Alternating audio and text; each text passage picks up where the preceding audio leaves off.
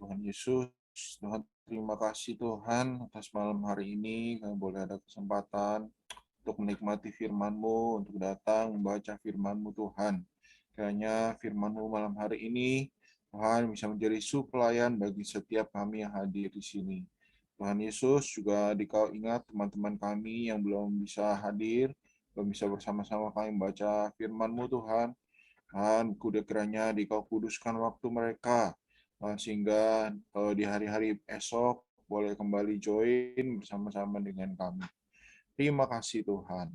Amin.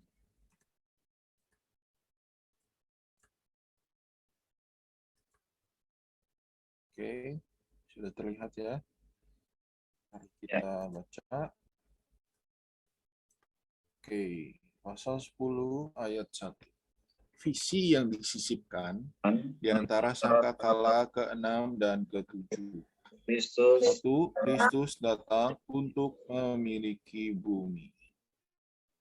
Lalu aku melihat seorang malaikat lain yang kuat turun dari surga, berselubungkan awan dan pelangi ada di atas kepalanya, dan mukanya sama seperti matahari, dan kakinya bagaikan tiang api. Ayat 2. Dalam tangannya ia memegang sebuah golongan kitab kecil yang terbuka. Ia menginjakkan kaki kanannya di atas laut dan kaki kirinya di atas bumi. Dan ia berseru dengan suara nyaring sama seperti singa yang mengaum. Sesudah ia berseru, ketujuh guru itu memperdengarkan suaranya. Ayat 4, sesudah ketujuh guru itu selesai berbicara, aku mau menuliskannya, tetapi aku mendengar suatu suara dari surga berkata, materaikanlah apa yang dikatakan oleh ketujuh guru itu dan janganlah engkau menuliskannya. Kemudian malaikat yang kulihat berdiri di atas laut dan di atas bumi mengangkat tangan kanannya ke langit.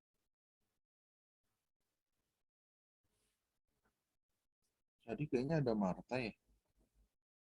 Nggak ada. Amin. Dan ia bersumpah demi Dia yang hidup selama-lamanya, yang telah menciptakan langit dan segala isinya, dan bumi dan segala isinya, dan laut dan segala isinya. Katanya tidak akan ada penundaan lagi. Tapi pada waktu bunyi sangkakala dari malaikat yang ketujuh, yaitu apabila ia meniup sangkakalanya, maka akan genaplah keputusan rahasia Allah, seperti yang telah ia beritakan kepada hamba-hambanya, yaitu para nabi. Yohanes Suruh bernubuat lagi. Suara yang telah kudengar dari langit itu berkata lagi kepadaku, pergilah, ambillah gulungan kitab yang terbuka di tangan malaikat yang berdiri di atas laut dan di atas bumi. Amen.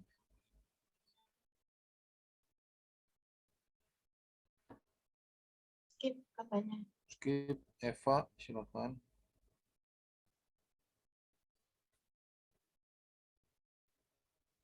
Oke, silakan Excel, Eva skip juga. Sampai habis sekalian 9-10. Oke. Lalu aku pergi kepada malaikat itu dan meminta kepadanya supaya ia memberikan gulungan kitab itu kepadaku. Katanya kepadaku, ambillah dan makanlah dia. Ia akan membuat perutmu terasa pahit, tetapi di dalam mulutmu ia akan terasa manis seperti madu. Aku pun mengambil kitab itu dari tangan malaikat itu dan memakannya. Di dalam mulutku kitab itu terasa manis seperti madu. Tetapi sesudah aku memakannya, perutku menjadi pahit rasanya. Kita baca sebentar ya, catatan kakinya. Oke. Seorang malaikat lain yang kuat seperti yang tercantum dalam pasal 7 ayat 2 adalah Kristus.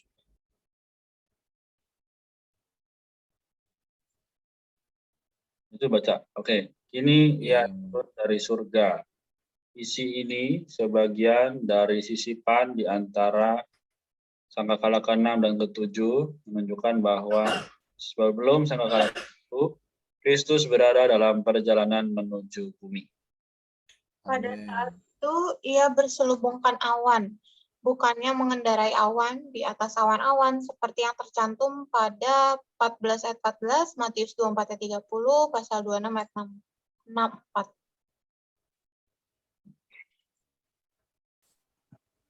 Mengendarai awan berarti datang secara terbuka, sedangkan berselubungkan awan ialah datang dan dengan sembunyi-sembunyi. Langsung yang di ini aja ya, yang di highlight. Ini 1:3. Iya. Pelangi di sini menyatakan ketika Kristus menghakimi bumi, ia akan berpegang pada janji yang dibuat antara Allah dengan Nuh mengenai bumi. Amin. Silakan. Dua kaki kanannya. Hanya Dia yang layak membuka gulungan kitab ekonomi Allah. Dan hanya Dia yang memenuhi syarat untuk memiliki bumi. Sangkakala ke-7 adalah penghakiman Allah yang paling serius. Penghakiman ini adalah jawaban penuh dari Allah atas doa orang-orang kudus pada orang-orang kudus martir pada 6 ayat 10. Dari zaman Adam sampai Musa, dan dari zaman Musa sampai Kristus, setiap perkara diwahyukan, dinyatakan, dan tidak ada yang rahasia. Kelak pada zaman kerajaan 1000 tahun dan zaman langit yang baru dan bumi yang baru, juga demikian. Segalanya nyata, tidak ada lagi rahasia. Tetapi dari Kristus sampai zaman kerajaan 1000 tahun semuanya rahasia. Inkarnasi Kristus sebagai awal zaman ini adalah suatu rahasia.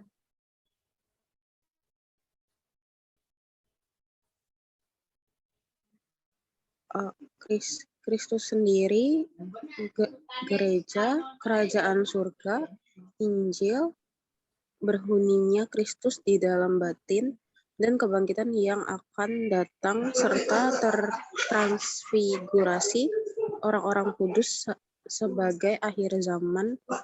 Rahasia ini semuanya adalah rahasia yang tersembunyi dari zaman ke zaman. Ketika sangkakala ke-7 ditiup, semua rahasia tersebut akan genap, berakhir, bahkan berlalu. Amin.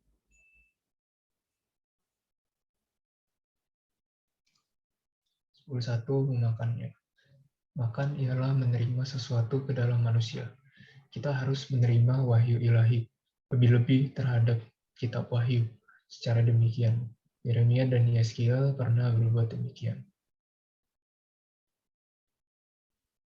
Ya, kita menerima wahyu ilahi dengan jalan memakannya. Pada saat kita memakannya terasa manis, tetapi pada saat mencernanya, yaitu pada saat kita mengalaminya, menjadi pahit. Oke, baik, sampai sini pembacaan kita ya. Kita sudah masuk ke pasal 10 ayat yang ke-1 sampai yang ke-10. Ya, di pasal ini, di porsi ini terbagi menjadi 2 bagian. Ya, yang pertama yaitu menekankan di sini bahwa Kristus datang untuk memiliki bumi. Ya kan, ditandai dengan di ayat 2. Ia menginjakkan kaki kanannya di atas laut dan kaki kirinya di atas bumi. Ya, ini menunjukkan bahwa Kristus, ya kan, Kristuslah yang memiliki bumi, gitu. Nah, di bagian ini, ya kan, ini adalah satu visi yang disisipkan, ya kan. Kalau kita perhatikan dari kemarin, kita kan telah membahas mengenai sangkakala yang pertama sampai yang ke-6, ya kan. Tetapi kenapa ya visi ini disisipkan di antara sangkakala yang ke-6 dan sangkakala yang ke-7? Ya kan? Di sini Rasul Yohanes ingin menekankan bahwa tidak ada lagi penundaan. Ya kan, di ayat 6 sini dikatakan tidak ada lagi penundaan. Ya, artinya pintu kesempatan ya sudah ditutup, ya kan. dengan sangkakala yang ketujuh. Ketika sangkakala yang ketujuh ini dibunyikan, ya maka tidak ada lagi kesempatan, ya kan. Yang menang sudah jadi pemenang, yang kalah ya tetaplah kalah gitu. Tapi dari yang kemarin ya kan kita juga melihat Tuhan masih membuka kesempatan gitu kan. Tuhan masih membuka kesempatan demi kesempatan bagi setiap diri kita. Sungguh sangat banyak ya kan kesempatan yang Tuhan berikan. Nah, bahkan sampai dari kita sekarang ya kan hari ini ya Tuhan masih memberikan kesempatan kepada kita sampai kelak ya kan di kesempatan terakhir yang Tuhan berikan yaitu di sangkakala yang pertama sampai yang keenam. Ya, ketika sampai ke sangkakala yang ketujuh, maka tidak ada lagi ya kesempatan ya kan Tuhan berikan kepada kita. Ya, di ayat 7-nya dikatakan di sini ya genaplah keputusan rahasia Allah di sini. Seperti yang telah Ia beritakan kepada hamba-hambanya yaitu para nabi. Ya, di sini kita kan tahu ya bahwa segala sesuatu yang ada di Alkitab yang diwahyukan di Alkitab ya, itu semuanya adalah rahasia ya kan. Bagaimana Kristus berinkarnasi ya kan? Siapa yang bisa menjelaskan? Ya. Sains mana yang bisa menjelaskan kan bahwa seorang wanita itu bisa mengandung tanpa adanya suami ya kan? Tidak ada yang bisa menjelaskan. Itu adalah sebuah rahasia ya kan. Tapi pada saat zaman yang sangkakala yang ketujuh ini ya kan, semua itu akan menjadi terbuka. Semua itu akan menjadi bukan lagi rahasia, ya kan, akan dinyatakan kepada kita semua.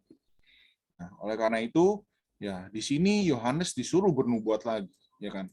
Yohanes telah bernubuat segala sesuatu yang rahasia, ya kan, yang di sebelum-sebelumnya telah bernubuat mengenai apa yang menjadi rahasia.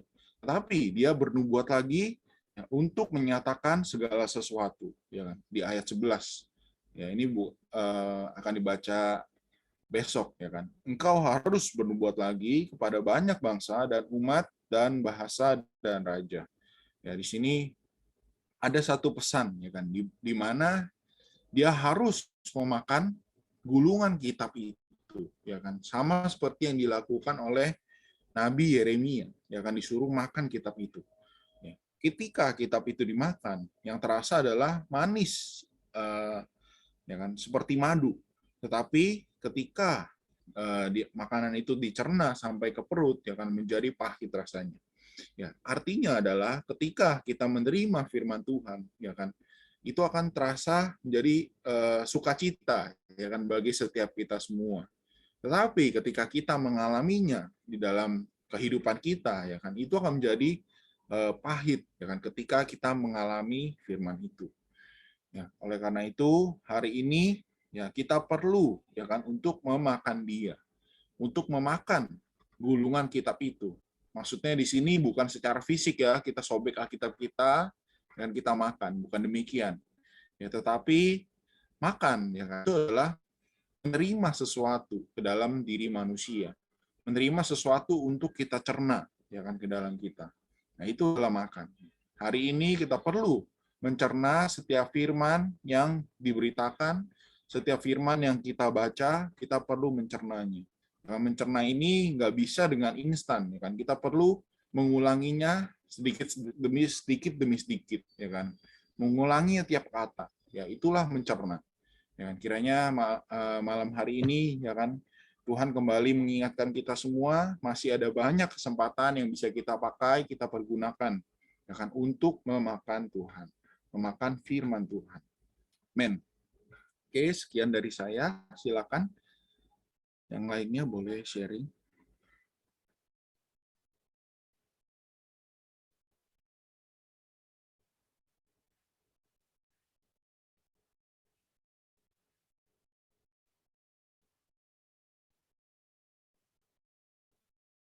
Amin. Saya bagi dikit ya.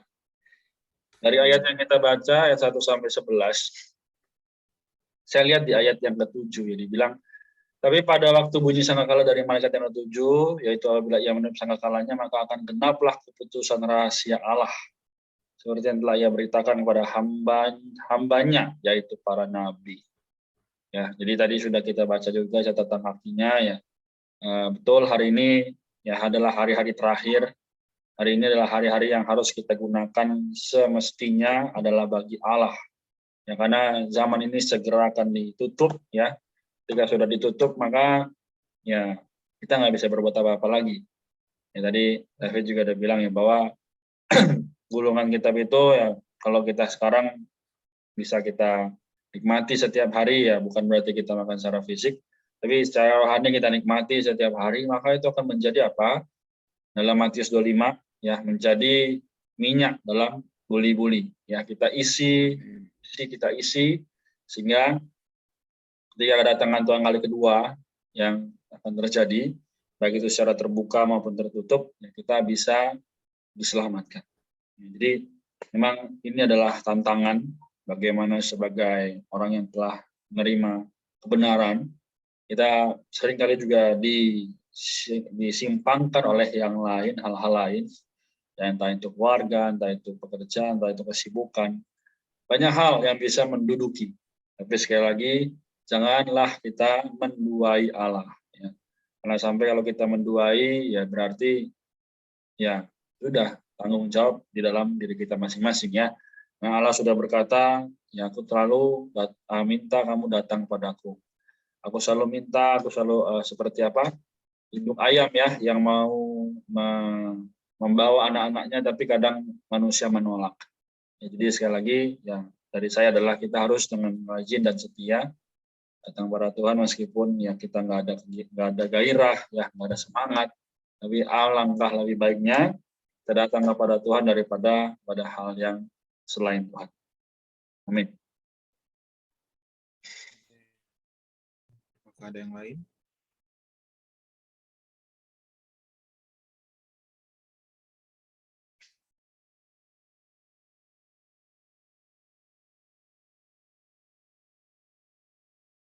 Amin. Ya, aku juga mau bagi nikmat. Aku nikmati di yang ayat 9 dan 10 itu ya. Terlebih lagi yang di di highlight. Itu ini dari sebanyak apa yang kita udah baca ini dari nubuat-nubuat ini sih yang paling bisa dipraktekkan gitu kan, yang bisa di-relate ke kehidupan sekarang gitu. Nah, di ayat 9 situ yang di highlight ada perintah gitu ya, ambillah dan makanlah dia. Gitu. Nah, habis itu ya itu adalah kitab gitu ya. Nah, tadi Ko David juga udah jelaskan gitu kan, itu adalah firman gitu ya. Nah, di situ di ayat 10 bilang dalam mulutku kitab itu terasa manis seperti madu, tapi sesudah aku makannya perutku jadi pahit rasanya gitu. Nah, ya jadi saat kita dengar firman gitu ya, oh iya masih enak-enak aja gitu bawaannya kan. Tapi saat firman itu jadi realitas gitu kan, jadi kita alamin gitu kan, biasanya sih memang nggak enak gitu ya, pengalaman gitu. Kayak ya banyak hal lah yang bisa jadi pengalaman gitu. Ya amin, puji Tuhan. Ya semoga. Oh ya aku lupa, tadi aku ada pengen ngomong ini kan analoginya kayak makan ya. Kalau makan ya benar, first step-nya kita harus buka mulut dan makanan itu ada di mulut kita kunyah segala macam, kita rasakan. Nah di situ manis gitu. Tapi ada yang step berikutnya yang juga penting itu bahwa makanan itu dicerna gitu. Kayak tadi kita baca di catatan kaki ya, makanan itu dicerna gitu. Nah saat makanan itu dicerna, dia di sini bilang dia itu pahit rasanya. Tapi kalau misalnya makanan itu nggak dicerna, nggak ada manfaatnya ke tubuh kita, ya kan? Kalau misalnya kita cuman makan doang sampai di mulut, oh iya manis nih, tapi habis itu kita nggak telan gitu. Nah itu nggak ya cuman kita apa ya? Ya cuman dirasa di mulut tapi nggak ada manfaatnya buat tubuh kita. Ya, jadi ya memang pengalaman itu perlu gitu ya. Ya, amin.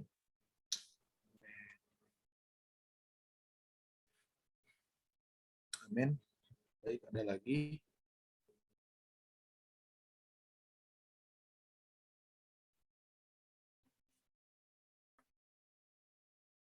Oke, baik. Kalau tidak ada, kita akan akhiri pembacaan kita malam hari ini.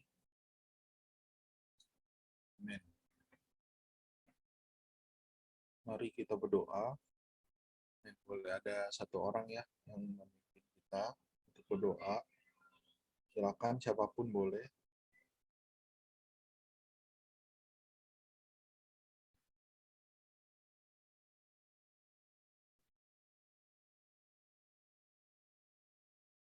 Oke, baik. Kalau tidak ada, akan saya pimpin. Amin. Tuhan Yesus, Tuhan terima kasih atas pembacaan malam hari ini, Tuhan. Tuhan kiranya firman hari ini boleh kami cerna. Oh Tuhan Yesus, kami mau setiap firman yang masuk ke dalam kami, Tuhan tidak menjadi sia-sia Tuhan. Tapi firman masuk yang kami baca setiap hari boleh jatuh ke tanah yang baik. Tuhan Yesus, boleh kami serap sehingga firman ini boleh bertumbuh. Oh Tuhan Yesus, Tuhan kuduskan waktu setiap kami. Terima kasih Tuhan. Amin. Baik, Korena, apakah ada pengumuman?